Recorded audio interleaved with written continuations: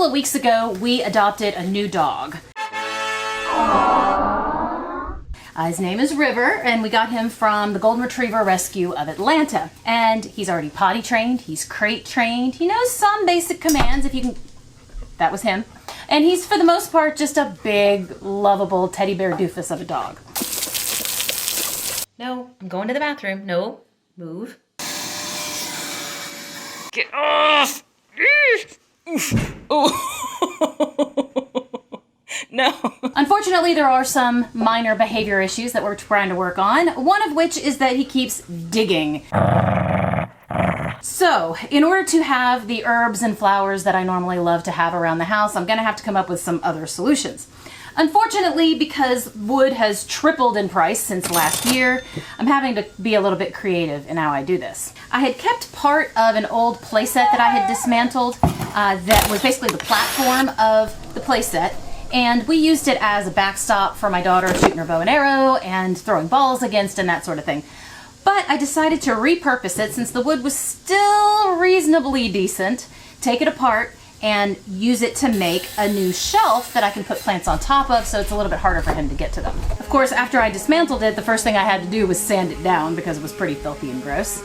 And then I patched up some of the holes with a little bit of homemade wood putty that I stained with the color I'm going to stain on here to make the screws fit in a little bit better because they had gotten a little bit loose over time. And so now I'm up to the point where I can put a little bit of stain on them because why not? I mean, it's not the best wood in the world, but you know, why not make it look as nice as I can? And I've already got this stuff laying around, so might as well use it.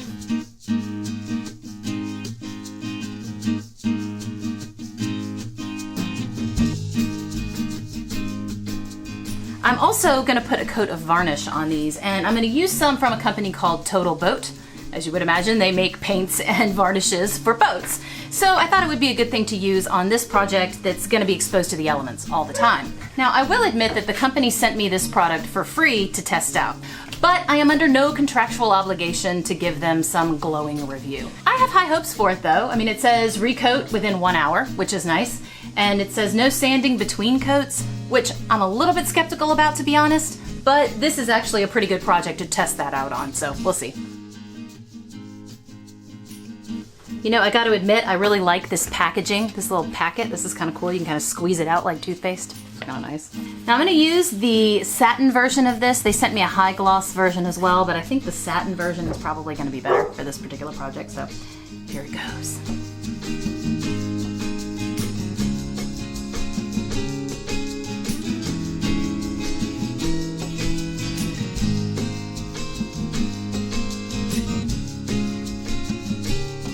I was just reading the fine print on this, and on the back, under the directions in this little tiny print, it says, for best results and best finish quality, always sand prior to applying the final coat. So on the front it says no sanding between coats, but in the directions it actually does indicate that it's probably a good idea if you sand it.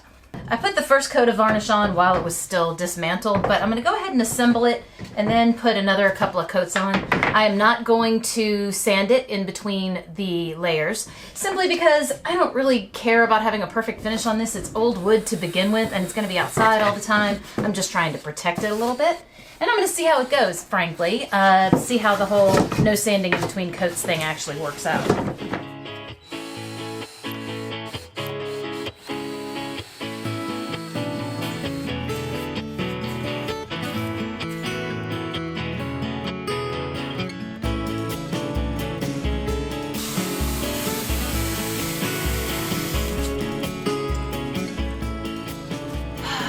So I had planned for this to just be a platform that I could use to put plants on top of to make it harder for the dog to dig into them. But I made a few modifications while I was putting it together, and now it's actually strong enough that it works really well as a bench. So I think I'm just going to keep it like this. And in the meantime, my neighbor loaned me a big jug of cayenne pepper that they had used for their dog, to get their dog to quit digging. So I'm trying that out in all my plants, and I'm going to see if that works. I don't know if it's cruel or not, because it is cayenne pepper after all, and who wants to get that up in their nose or their tongue? But the dogs will only dig in it once, and then they're not going to go back to that, so hopefully it'll work. Hey, buddy. Hi. Let's see if it works. Ooh. He doesn't want to go in there now.